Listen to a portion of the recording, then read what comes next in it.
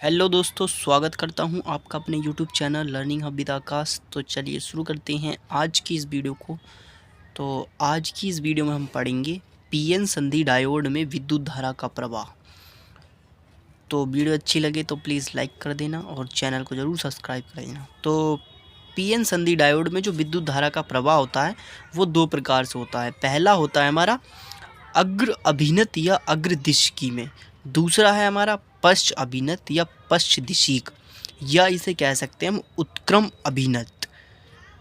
अग्र माने आगे, मीन्स फॉरवर्ड बाइसिंग, और फॉरवर्ड बाइसिंग या बाइस्ड।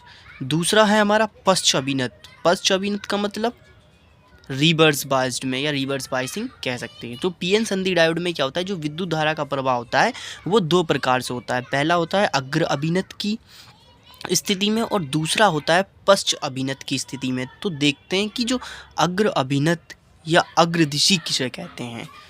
तो देखते हैं, पहला है हमारा अग्र अभिनत या अग्रदिशीक।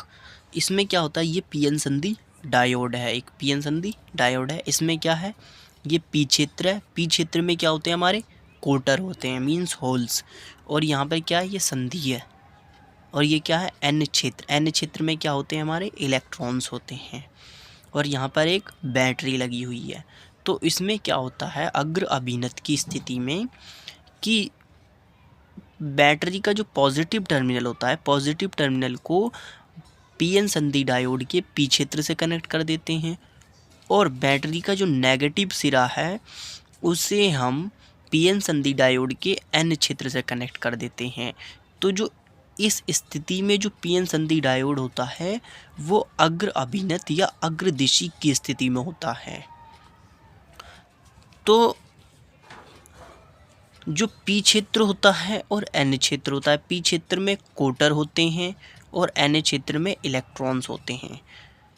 तो पी क्षेत्र में से क्या होता है, जो इलेक्ट्रॉन्स संधि की ओर जाने लगते हैं और एन क्षेत्र से जो इलेक्ट्रॉन्स होते हैं वो भी संधि की ओर आने लगते हैं। तो दोनों संधि को क्रॉस करके, ये संधि है, क्रॉस करके आपस में कंबाइन हो जाता है। तो इस स्थिति में क्या होता है, जो करंट है, जो विद्युत धारा है वो प्रवाहित होने लगती है, उनमें प्रवाह हो जाता है। तो इस वजह से ये पीएन संधि डायोड अग्र अभिनत की स्थिति में कहलाता है। तो देखते हैं अग्र अभिनत की यहाँ से जब एक बैटरी के धन सिरे को पीएन संधि डायोड के पी क्षेत्र से तथा ऋण सिरे को एन क्षेत्र से जोड़ दिया जाता है तो इसे अग्र अभिनत या अग्रदिशी कहा जाता है। आगे है अग्र अभिनत की स्थिति में पी क्षेत्र में उपस्थित कोटर। जो पी क्षेत्र में उपस्थित क्या होते हैं, कोटर, और एन क्षेत्र में उपस्थित इलेक्ट्रॉन संधि की ओर चलने लगते हैं या जाने लगते हैं, मतलब संधि की तरफ जाने लगते हैं। एन क्षेत्र में उपस्थित इलेक्ट्रॉन्स और पी क्षेत्र में उपस्थित कोटर दोनों संधि की तरफ आने लगते हैं तथा संधि से होकर बहुसंख्यक आवेश वाहकों का वितरण होने लगता है एवं संधि को पार करके ये आपस में संयोग कर लेते हैं। मतलब कि आप एन क्षेत्र से इलेक्ट्रॉन्स और पी क्षेत्र से कोटर दोनों संधि को क्रॉस करके और आपस में क्या होते हैं, कंबाइन हो जाते हैं, संयोग कर लेते हैं तथा इसमें विद्युत धारा का प्रवाह होने लगता है। इस वजह से क्या होता है कि इसमें जो विद्युत धारा है वो बहने लगती है। तो यही स्थिति कहलाती है अग्र अभिनत या अग्रदिशीक। उत्क्रम अभिनत की स्थिति में क्या होता है कि ये पीएन संधि डायोड है, इसमें ये एक बैटरी है, ये जो है पूरा उत्क्रम अभिनत की स्थिति में है। तो ये यहाँ पर बैटरी है और ये पी क्षेत्र है और ये एन क्षेत्र है, बीच में क्या है, संधि है। और पी क्षेत्र में क्या होते हैं, कोटर, एन क्षेत्र में क्या होते हैं, इलेक्ट्रॉन्स।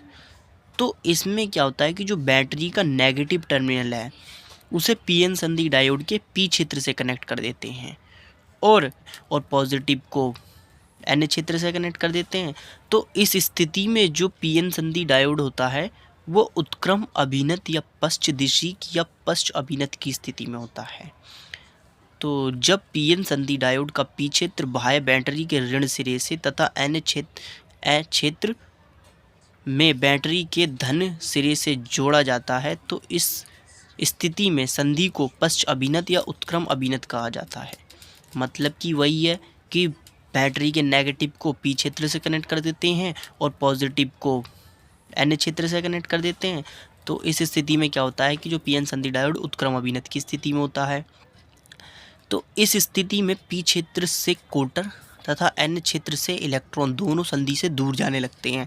इसमें क्या होता है कि जो संधि है यहाँ पर, संधि से जो इलेक्ट्रॉन्स और जो कोटर हैं वो दूर दूर जाने लगते हैं, संधि से दूर जाने लगते हैं, अतः वे कभी भी संधि के समीप संयोग नहीं कर सकते हैं। ये क्या होता है, संधि से कभी भी संयोग मतलब कि कंबाइन नहीं हो सकते संधि पार करके। ये संधि से क्या होते हैं, दूर दूर जाने लगते हैं। जब तक ये संधि को क्रॉस नहीं करेंगे और कंबाइन नहीं हुए, जब तक इसमें कोई करंट फ्लो नहीं होगा। यही अगर करंट फ्लो होगा तो दोनों को आपस में कंबाइन होना पड़ेगा, इलेक्ट्रॉन्स को और कोटर को। इसमें क्या होता है कि जो कोटर्स और जो इलेक्ट्रॉन्स होते हैं वो संधि से दूर दूर जाने लगते हैं, वो कभी भी संधि के समीप नहीं आते और ना कभी कंबाइन होते हैं। तो इस स्थिति में जो क्या होता है, इस प्रकार डायोड में बहुसंख्यक वाहकों के कारण इसमें कोई धारा नहीं होती है। इसमें क्या होता है, बहुसंख्यक वाहकों के कारण इसमें कोई धारा प्रवाहित नहीं होती है। तो इस उत्क्रम अभिनत की स्थिति में धारा प्रवाहित नहीं होती है। मोस्ट इम्पोर्टेंट जो पेपर में कभी आ जाते हैं वो है अवक्षय परत। तो अवक्षय परत किसे कहते हैं, तो अवक्षय परत होती है पीएन संधि डायोड के दोनों ओर की वह पतली परत जिसमें आवेश वाहक चलनशील नहीं होते हैं, तो वह परत अवक्षय परत कहलाती है। मतलब कि पीएन संधि डायोड के दोनों ओर की वह पतली परत होती है जिसमें जो आवेश वाहक होते हैं वो चलनशील नहीं होते हैं, तो वह पतली परत अवक्षय परत कहलाती है।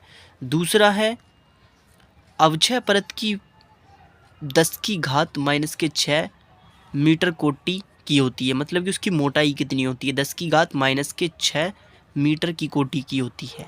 दूसरा क्वेश्चन है विभव प्राचीर। विभव प्राचीर किसे कहते हैं, पीएन संधि के बीच उत्पन्न विभव को ही विभव प्राचीर कहते हैं। मतलब पीएन संधि के बीच उत्पन्न विभव को ही विभव प्राचीर कहते हैं। जर्मेनियम के लिए 0.3 वोल्ट और सिलिकॉन के लिए 0.7 वोल्ट होता है।